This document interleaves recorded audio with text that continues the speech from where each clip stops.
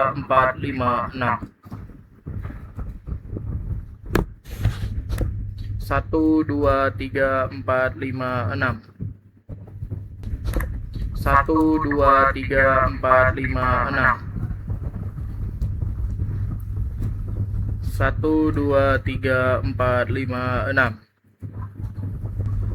1, 2, 3, 4, 5, 6.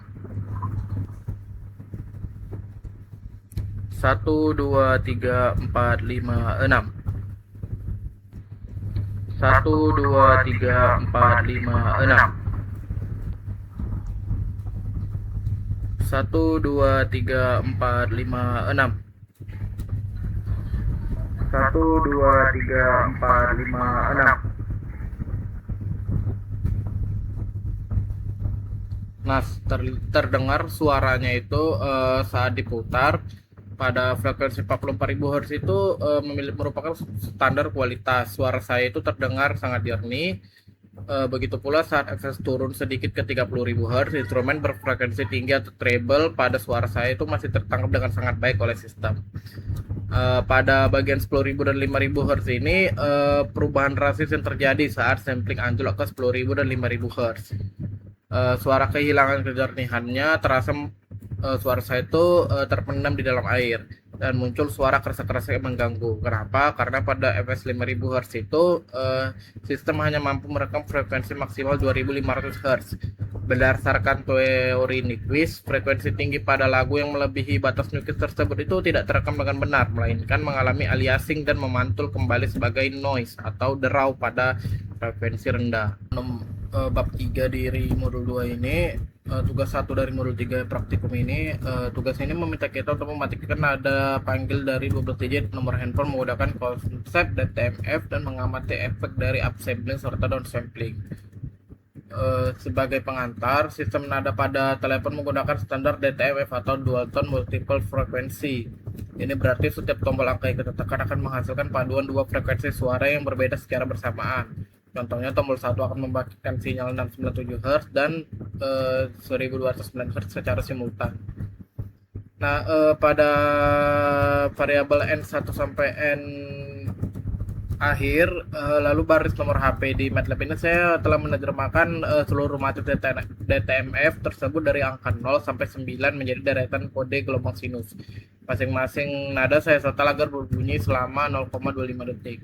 Untuk mensimulasikan penekanan tombol, saya menyusun 12 digit nomor HP saya pada variabel nomor underscore HP. Di antara setiap nada angka, saya sisipkan variabel jeda yang berisi matriks 0 agar terdapat spasi keheningan antara nada persis seperti kita mengetik nomor HP. Nah, kita run aja.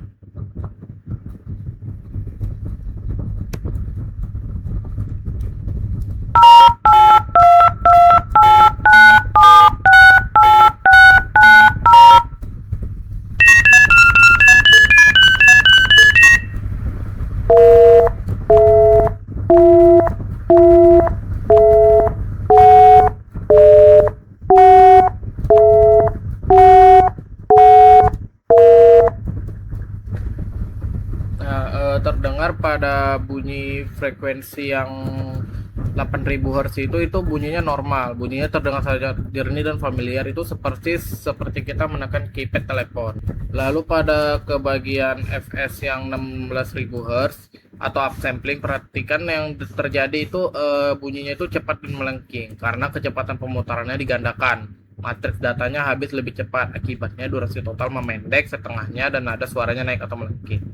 Nah, sebaliknya saat dijalankan dengan frekuensi yang 4000 Hz tadi atau downsampling, terdengar bunyi lambat dan berat. Durasi menjadi 2 kali lipat lebih panjang dan nadanya terdengar ngebas. Ini membuktikan bahwa tanpa mengubah isi matriks datanya, memanipulasi nilai frekuensi sampling pada alat pemutar akan langsung mengubah dimensi waktu dan pitch dari sebuah sinyal audio.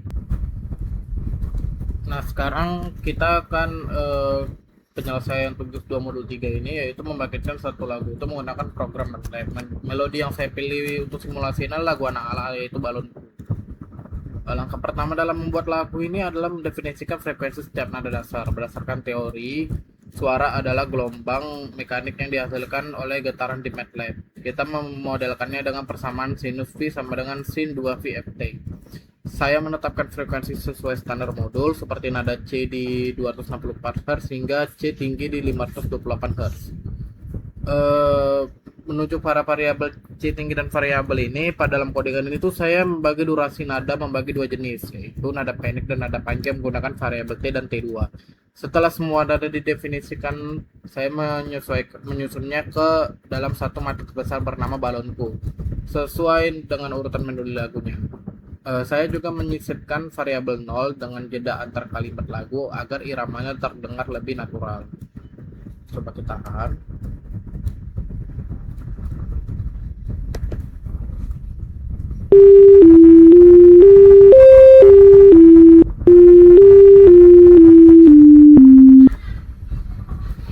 Terdengar melodi lagu Balonku. Suara ini tuh muncul karena MATLAB mengirimkan data digital kita ke soundcard untuk diubah menjadi getaran pada membran speaker. Lalu menuju pada audio write, folder penyimpanan file .wav ini. Setelah membunyikan secara langsung tadi, saya juga menambahkan fungsinya itu agar lagu yang telah dibuat tersimpan secara otomatis dalam format .wav. Dengan begitu, hasil karya ini bisa diputar di perangkat pemutar musik apapun. Nah, selanjutnya kita masuk ke bagian penutup dari modul kedua ini, yaitu modul 4 tentang operasi dasar sinyal. Kita akan mempraktikkan bagaimana sebuah sinyal diskrit dimanipulasi melalui pergeseran, pencerminan, dan operasi aritmatika. Di mana operasi pertama adalah pergeseran atau shifting.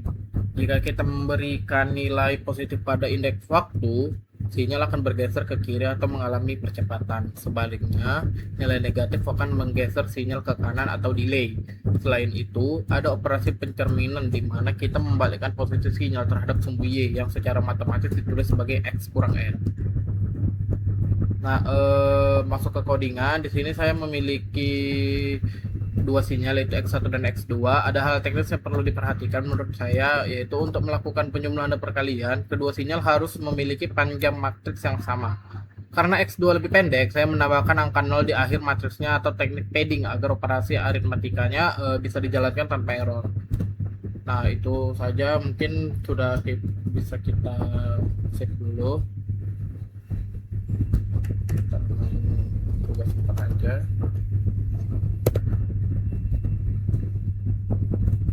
Kita run.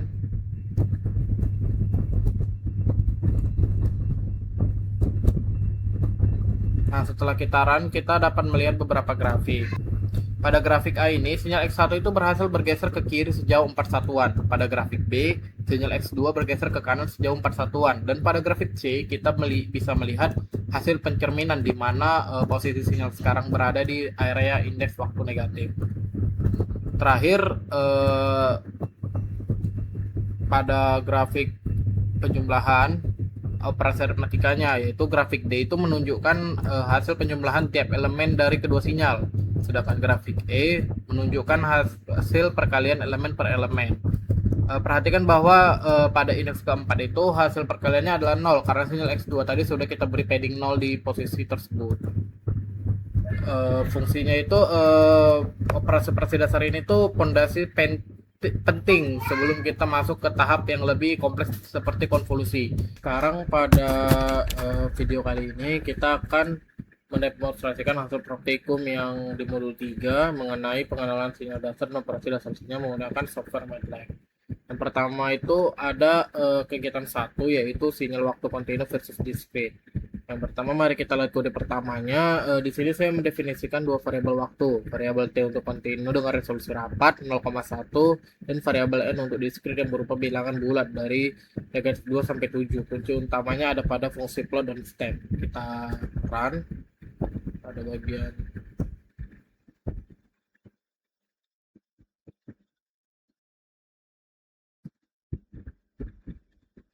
Nah, bisa teman-teman perhatikan pada jendela figur yang muncul, grafik atas adalah sinyal kontinu. MATLAB menggunakan fungsi plot yang secara otomatis melakukan interpolasi atau menghubungkan titik-titik data sehingga grafiknya terlihat mulus. Ini merepresentasikan sinyal di alam nyata yang nilainya ada di setiap sepersekian detik. Sedangkan grafik bawah adalah sinyal discrete.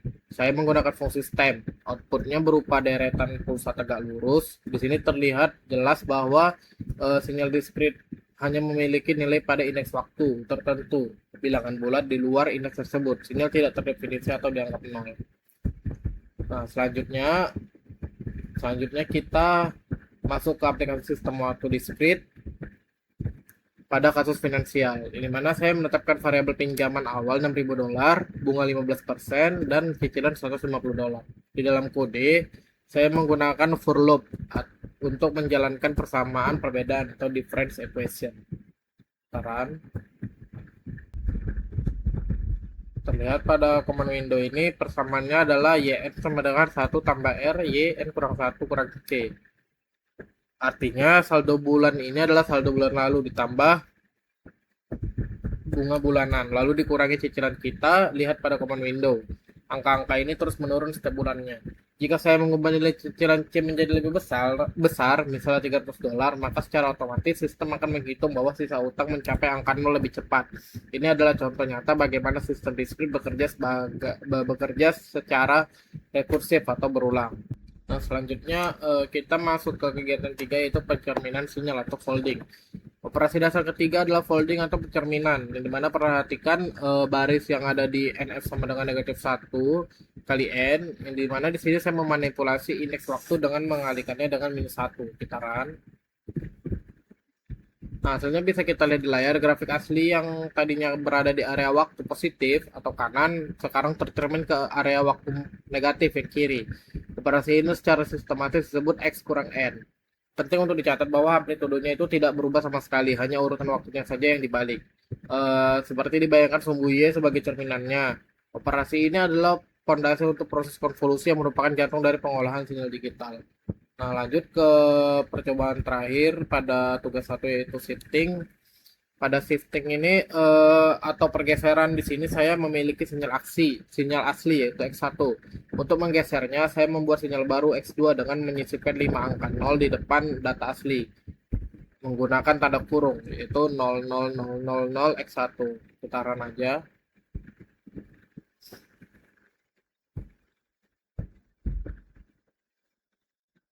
Nah, terlihat pada outputnya ini grafiknya terlihat bahwa sinyal biru yang ada di layar itu adalah sinyal asli yang mulai di detik ke 0, sedangkan sinyal merah adalah hasil pergeseran karena ada penambahan 5 angka 0 di awal. Sinyal asli dipaksa untuk menunggu atau tertunda. Dalam telekomunikasi ini disebut sebagai time delay. Secara matematis ditulis X kan kurang 5. Pergeseran ke kanan berarti penundaan atau delay. Sedangkan jika kita menggesernya ke kiri, itu disebut percepatan atau advance. Sekarang kita lanjut ke tugas yang ada di modul 2, yaitu pemrosesan sinyal suara. Di mana di sini kita akan membuktikan bahwa suara adalah sinyal frekuensi yang membawa informasi dan kita akan mencoba merekam, memvisualisasikan serta menghitung nilai statistik dasar dari sinyal tersebut seperti min, standar, deviasi, dan energi total. Pertama, kita masuk ke praktik pertama, yaitu saya namain praktik 2A.M, yang dimana di sini tuh kita akan melakukan demonstrasi menekan tombol run lalu ucapkan kata satu di depan laptop. Kita bahas sedikit codingannya, yang dimana di sini saya menggunakan fungsi audio recorder untuk membuat objek perekam, dan saya set juga durasinya menggunakan record blocking selama 2 detik. Satu. Nah, kan bisa didengar tadi bahwa fungsi play-nya itu dia langsung memutar ulang suara yang baru saja saya rekam.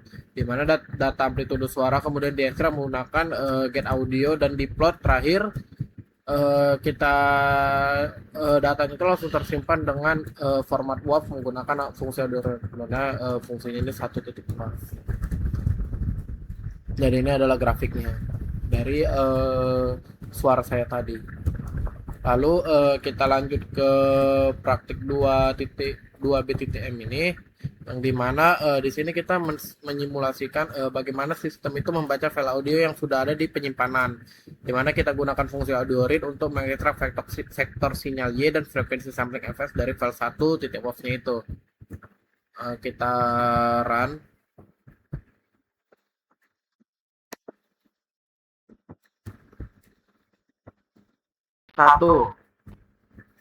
Terlihat fungsi sound itu memutar audionya. Kalau kita perhatikan vlog grafiknya, sinyal suara ini bentuknya sangat acak dan fluktuatif karena ini adalah sinyal real. Bagian yang grafiknya datar atau amplitudenya kecil di awal dan akhir itu adalah noise saat saya sedang diam. Sedangkan bagian yang amplitudenya melonjak naik adalah saat vokal kata satu diucapkan. Pemrosesan pemisahan area diam dan bersuara inilah yang ada di modul yang disebut sebagai segmentasi. Nah, kita lanjut ke penutup dari praktik yang kedua ini, yaitu di bagian prak 2.M ini. Sekarang kita lanjut ke praktikum penutup yang kedua ini, yang dimana kita ditugaskan untuk menghitung parameter statistik dari sinyal tersebut. Di skrip tambahan ini saya memprogram implementasi dari rumus yang ada di dasar teori modul. Untuk rata-rata atau min, kita gunakan fungsi min atau x. Untuk standar deviasi kita gunakan fungsi stdx. Dan yang paling penting di pengolahan sinyal adalah energi total sesuai persamaan matematis etop sama dengan sigma n sama dengan 1 x n pangkat 2, dimana kita terapkan di MATLAB menjadi sum absolut x pangkat 2. Kita run aja. 1.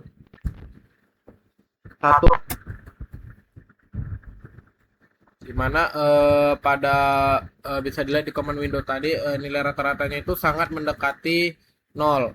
Wajar untuk sinyal analog. Sementara energi total untuk mempresentasikan seberapa kuat sinyal suara yang kita rekam itu. Jika saya merekam kata 2 atau 3 dengan suara yang lebih keras, maka parameter energi total ini akan mengalami lonjakan atau yang paling signifikan. Sekarang kita lanjut ke modul 3, yaitu memahami proses pencuplikan atau sampling sinyal waktu kontinu menjadi waktu diskrit, serta menganalisis fenomena aliasing yang terjadi jika frekuensi sampling tidak memenuhi kriteria tertentu. Di skenario pertama itu kita memiliki sinyal sinus dengan frekuensi 1000 Hz yang dicuplik dengan frekuensi sampling atau fs sebesar 8000 Hz. Karena fs jauh lebih besar dari frekuensi sinyalnya atau memenuhi teorema Nyquist, grafik warna biru di output menampilkan bentuk gelombang sinus yang sangat jelas dan rapat. Titik-titik pencuplikan mewakili sinyal dengan sangat baik. Nah, kita run aja.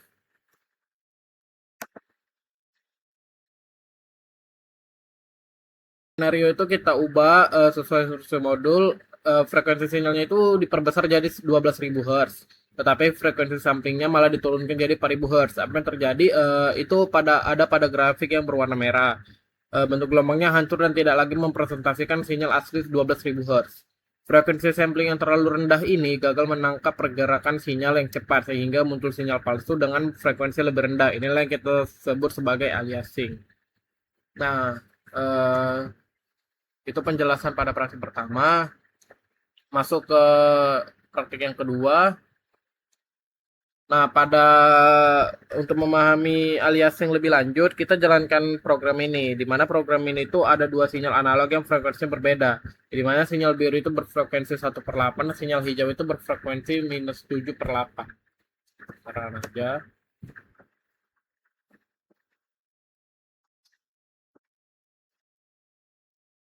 Nah, bisa dilihat secara garis kontinu, kedua sinyal ini tuh jelas memiliki kerapatan gelombang yang berbeda. Tapi bisa diperhatikan lingkaran merah yang merupakan titik-titik pencuplikan pada indeks waktu integer n, 0, 0, 1, 2, dan seterusnya. Pada titik-titik diskrit tersebut, nilai kedua sinyal ini sama persis saling berpotongan. Artinya, jika sistem digital kita hanya melihat titik merah itu saja, sistem tidak akan bisa membedakan mana yang sinyal biru dan mana yang sinyal hijau. Sinyal berfrekuensi tinggi atau yang hijau itu menyamar alias dari sinyal berfrekuensi rendah, yaitu biru. Terakhir kita bandingkan pendekatan penulisan kode untuk pencuplikan prak 3C dan prak 3D. Di sebelah kiri kita melakukan sampling berbasis periode TS yaitu 0,1 detik. Di sebelah kanan kita mendefinisikan sampling berbasis frekuensi fs secara langsung yaitu 30 Hz.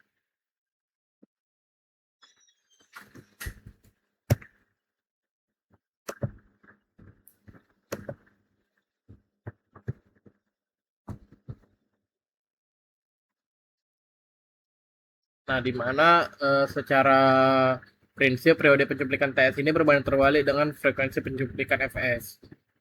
Sesuai rumus, fs sama dengan 1/TS, di mana grafik merah merepresentasikan sinyal analog yang berjalan mulus di dalam T, sementara batang biru atau stem mewakili waktu kita melakukan sampling N. Dari kedua grafik ini bisa disimpulkan bahwa semakin kecil nilai TS atau semakin besar nilai fs, jarak antar batang biru akan semakin rapat sehingga informasi sinyal analog bisa terekam lebih akurat di domain digital.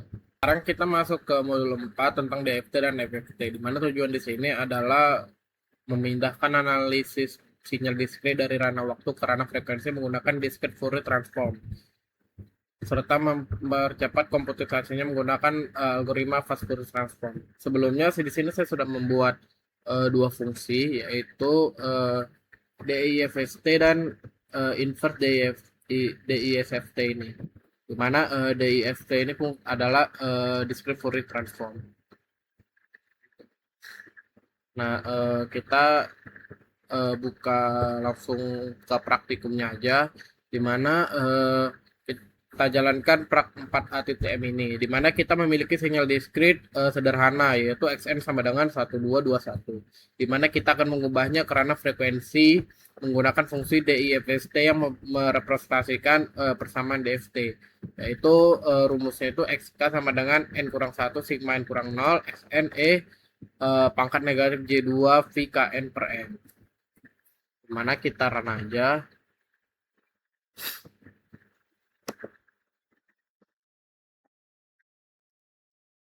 Nah, bisa kita lihat outputnya itu ada di command window, di mana hasilnya itu berupa bilangan kompleks, di mana baris pertama atau K sama dengan 0 bernilai 6, yang merupakan komponen DC atau jumlahan dari semua nilai xn.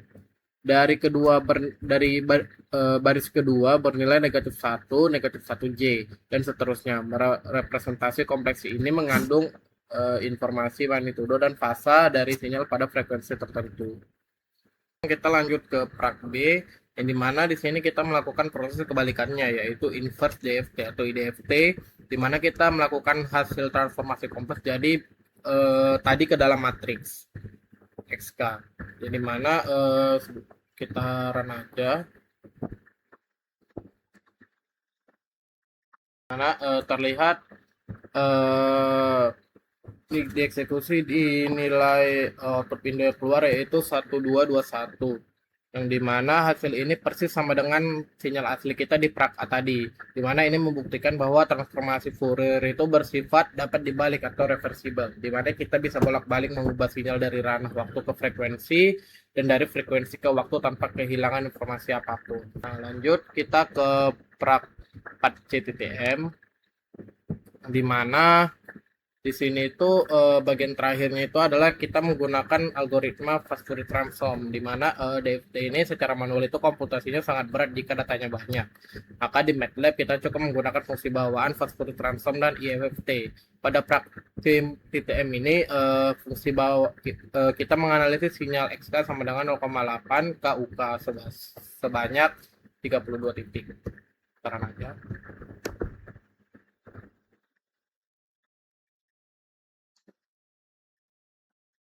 Nah, terlihat fungsi FFT ini menghasilkan bilangan kompleks. Jadi kita plot dua grafiknya, di mana figur satu ini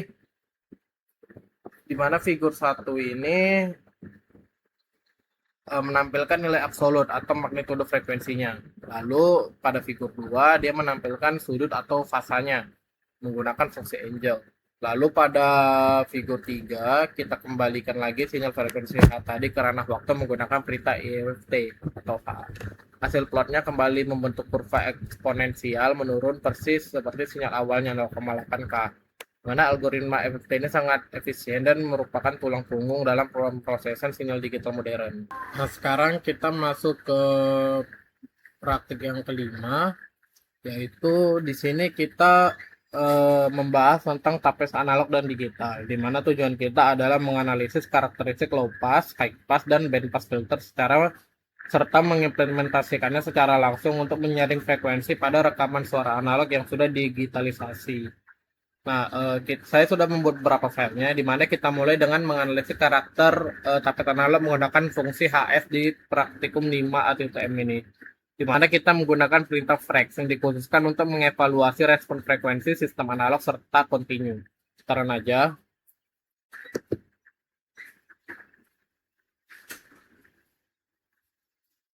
Nah, muncul beberapa grafik di mana kita bisa perhatikan pada figur satu ini amplitudenya tinggi di frekuensi rendah dan merosot di frekuensi tinggi.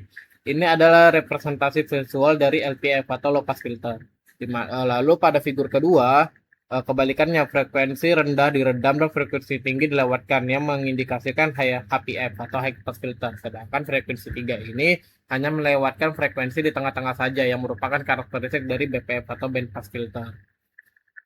Lanjut ke praktikum yang kedua, yaitu pada ini kita mengevaluasi tapis digital dengan fungsi transfer atau hertz.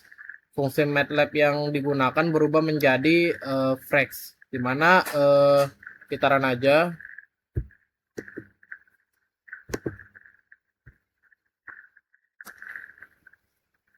Nah, setelah kita run itu terlihat di figur 4 ini merepresentasikan LPF dan figur 5 ini merepresentasikan HPF digital.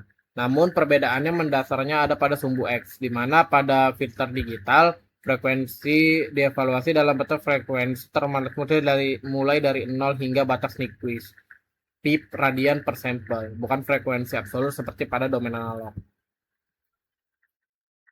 Lanjut ke praktikum C yang ketiga, yaitu di sini itu kita diminta untuk mengaplikasikan low pass filter pada rekaman suara kata satu dari praktikum sebelumnya, di mana sinyal suara itu diubah ke domain frekuensi menggunakan FFT F1. Kemudian kita membuat jendela LPF atau masking bernilai 1 untuk frekuensi di bawah 400 Hz dan bernilai 0 untuk sisanya, di mana sinyal FFT tadi dikalikan dengan masking LPF ini, yaitu PRF sama dengan D kali LPF underscore max, di mana akibatnya itu semua frekuensi tinggi langsung terpotong atau hangus menjadi nol. Di mana terakhir kita gunakan IFFT untuk mengembalikan sinyal yang sudah disaring ke ranah waktu. Kita run aja. Nah, terlihat di sini bahwa grafik supply paling bawah yang warna merah itu adalah sinyal hasil filter. Jika dibandingkan dengan sinyal asli di atasnya, sinyal asli LPF ini terlihat jauh lebih mulus dan tumpul karena komponen frekuensi tinggi yang membuat suara terdengar tajam dan atau noise berderit yang sudah kita hilangkan. Lanjut ke yang D.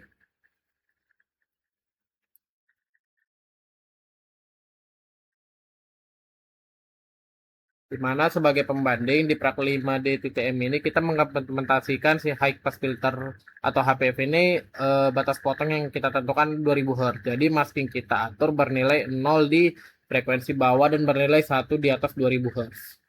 Taruh aja.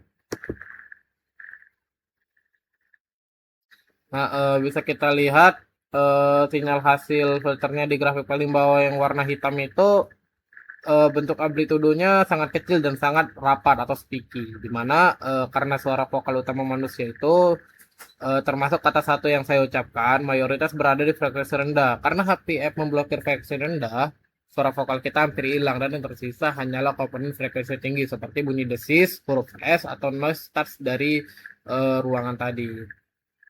Nah, selesai tugas dari sinyal processing ini. Terima kasih, saya Farhan Ardiansyah dengan NIM 524 1230004. Terima kasih. Assalamualaikum warahmatullahi wabarakatuh.